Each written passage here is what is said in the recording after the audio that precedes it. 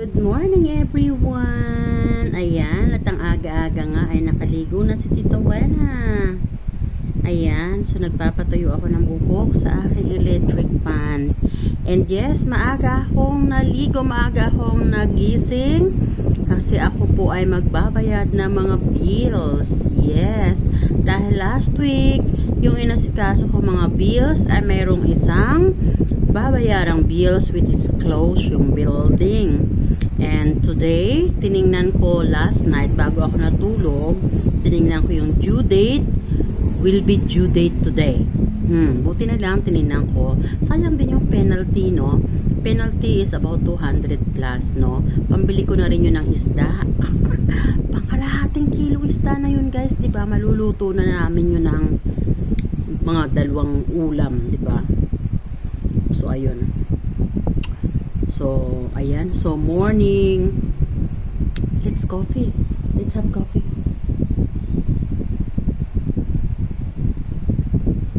So, pagkatapos nito, guys, magbibihis lang ako. Siyempre, kukulayan ko lang ng konti ang labi ko. Wala nang powder. Go na. Oo. At magsusombrero naman ako. Yes. Medyo umaambon nga. So, ingat kayong lahat, guys, ha. Always keep safe, ha? Piliin natin maging masaya tayo, no? Huwag nating masyadong fokusan yung problems. Basta tayo ay kumikilos, humahanap tayo ng pamamaraan para resolbahin yung mga dumarating na problems, no? Matatapos yan, and let's always call the name of the Lord, no? Hindi tayo pababayaan ni God. Lagi nating tatandaan, kasama natin si God sa journey ng buhay natin. Hindi niya tayo pababayaan, okay? Huwag nating masyadong dibdibin ang problema kasi pag masyado natin dinidib ang problema, pwedeng madamage ang ating heart, no? Magkaroon tayo ng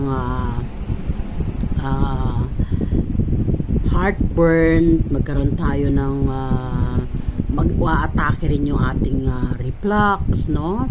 Or pwede tayong magkaroon ng damage sa brain vessels, no?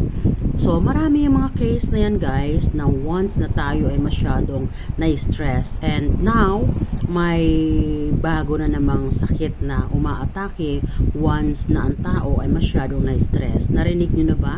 Yung sakit na aneurysm, no? So, yung aneurysm, guys, ay masyadong traitor. It's like cerebrovascular accident before, no? So, napakaraming dumadagdag or natidiscover na mga bagong pangalan ng sakit.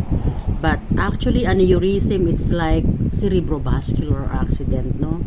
Yung something na nadadamage na ugat sa utak natin once na masyado tayong na-overthinking. So, i-handle natin, dapat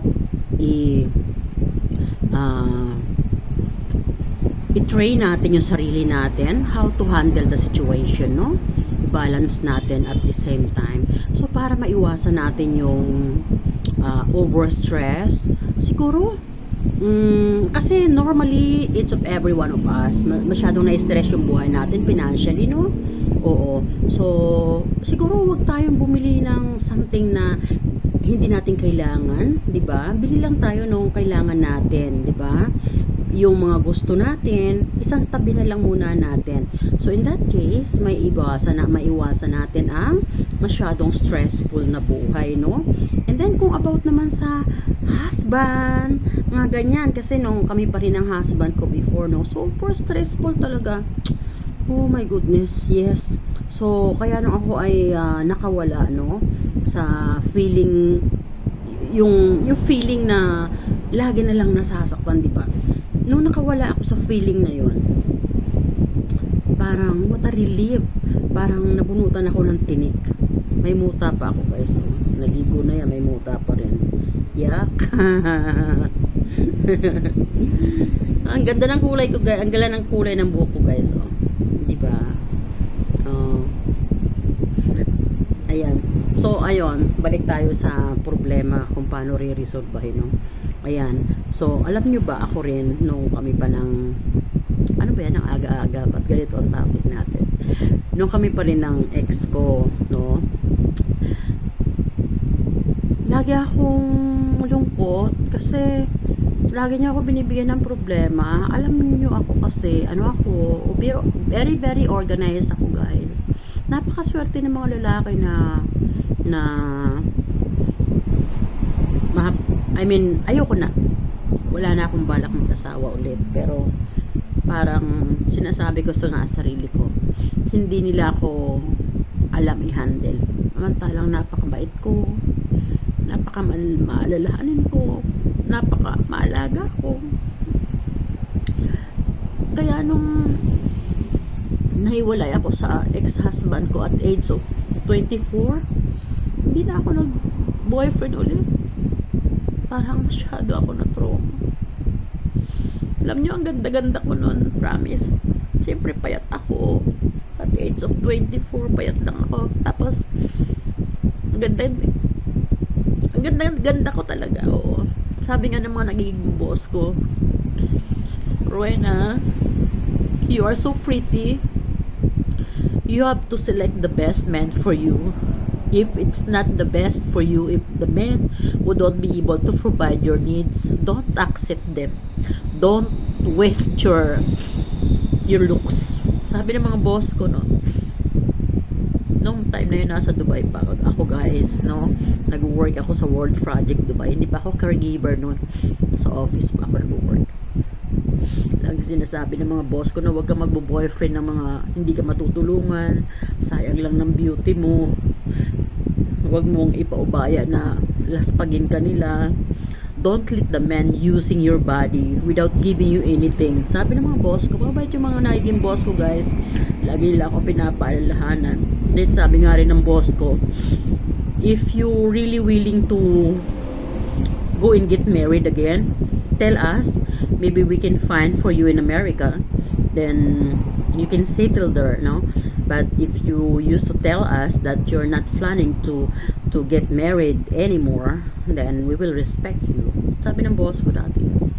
So anyway, ang aga ng usapan natin ito. Wala lang. Now I can smile. Ayan, guys. So nung nahiwalay ako sa ex ko, ayun, nakakangiti na ako. Siyempre, nung una, masakit. And then, parang masyado akong na heartbroken. Pero, ang dami nang liligaw sa akin nun, guys. Dami nang liligaw sa akin. Tapos, ang dami nag-o-offer sa akin na kung ano-ano. Pero naisip ko, yung mga ino-offer nila na yun sa akin, lagi nang may kapalit na sex, no? And then, one day, may in love na naman ako, mabubuntis na naman ako. Ayoko na mabuntis. Kasi yung pinalaki ko yung dalawa kong anak, hindi biro. Tsaka ayoko yung feeling, guys, na yung maliit pa yung baby, tapos palalakihin mo. Hindi mo lang palalakihin yung baby basta-basta ganun, didisiplinahin mo, di ba?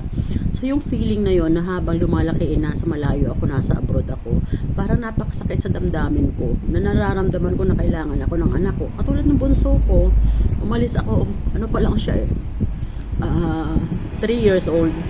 3 years old, naalala ko nga, nung paalis ako, sabi ko sa kanya, punta lang ako sa GB sa Jollibee, no? Pero magpa-flight na ako nung, guys. Tapos pagdating ko sa Dubai, tinawagan ko kaagad. Sabi ng anak ko, mahasa na yung GB ko. Sabi ko, mamaya-maya. Kaya alam nyo, guys, lagi ako nagpapadeliver nun sa bahay ng Jollibee.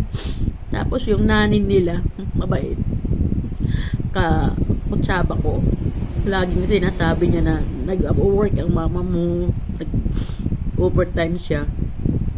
Pero nasa Dubai na ako noon. Hanggang sinabi ko na sa anak ko yung totoo na matagal pa ako uwi. Oo, kasi hanap si mama ng pera para mapag-aral kayo ng mabuti sa private school.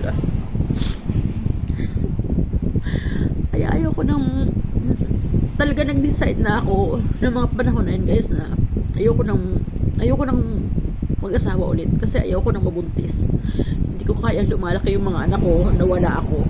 Then, can you imagine kung magkakaroon ako ng panibagong baby nung time na yun at age of 24, no? So, panibago ko naman yung palalakihin. Panibago na naman sakit ng dibdib ko. Nalalaki na naman yung anak ko. Nawala ako sa feeling nila. Diba?